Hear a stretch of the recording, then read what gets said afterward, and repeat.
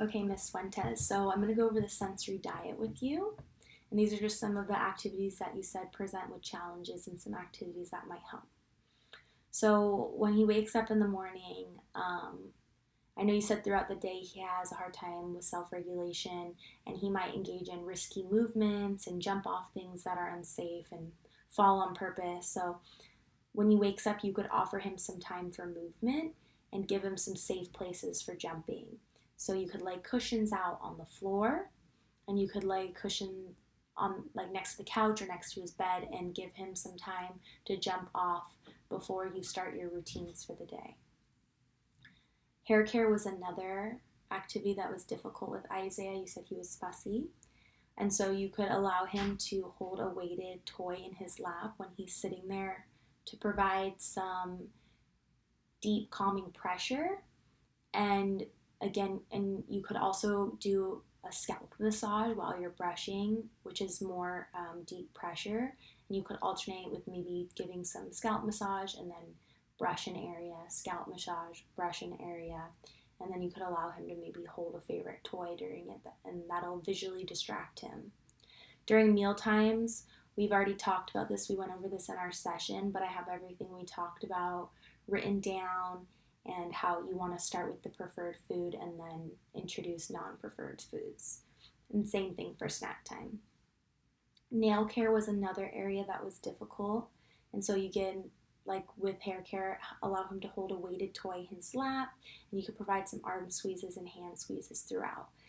So if you want, I could show you if that's okay, and I won't actually cut your nails. Okay, so maybe you could do some hand squeezes and go up his arm and come down and then snip a fingernail, and then squeeze, squeeze, squeeze, and then another fingernail. And then we could switch hands, squeeze, squeeze, squeeze, and same thing with his feet and his toes. And that could allow you, when you need to, clip his nails, maybe providing some calm pressure, deep pressure, and massage will help him be less sensitive to the clipping and the little touch that you have to apply. So bath time was another area where he was fussy and irritable and where you have to wash his hair and stuff. So making sure the bath is warm, not too hot, not too cold, because he might be more sensitive to that. And, sometimes the water running over our bodies could be kind of more of a light touch and we could call it is tickly. And this might be something that he's more sensitive to. So rather than pouring cups of water to rinse the soap out or letting the water run over him, you could apply the soap with more of a massaging type firm pressure, like we talked about before bedtime, and then using those soft baby washcloths and getting it wet and wiping the soap off with some firm pressure. So it's not such of a light touch he seems to be more reactive to. And then you could make it fun, bring music and toys into it, give him some visual and auditory distractions.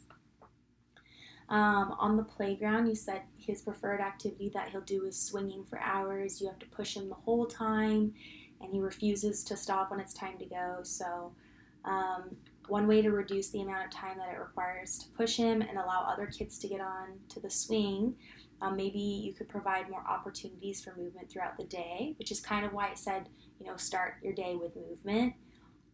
So you could show Isaiah other safe ways to get movement, like climbing up the stairs and going down the slide, going on the seesaw, maybe sitting on the other end, swinging from the monkey bars.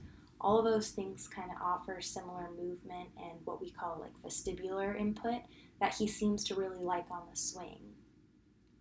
I would also introduce him to other fun things to do on the playground and get him exploring more. Toileting was something that you said you want. It's a reason he can't join general education. He's using diapers and he can't relax and void. So throughout therapy, we can develop a potty time routine.